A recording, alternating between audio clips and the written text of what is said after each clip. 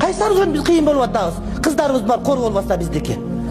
Мен таң калам, биз да кыргызбыз да, биз мындайбыз. Биз аялдар эркин дейт. Чоң эркин болуп кул болуп атпады аякта. Уялбай бияка Кыргызстан деп жазып көчөдө басып жүрөсүң. Намыс кыл. Калпак кийип аласың, калпагың бар деп. Бекит калпагың, уятсыңга кийген азыр.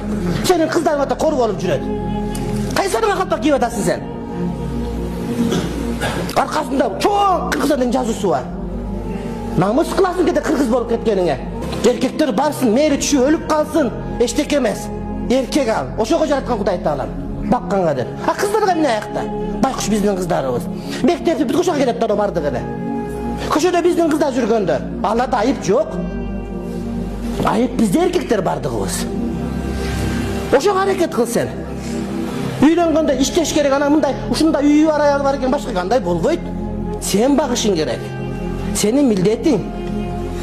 Эмнеге калпак кийбейсиң Россияга барганда деп бирөө мага айтат. Кантип кийем калпакты?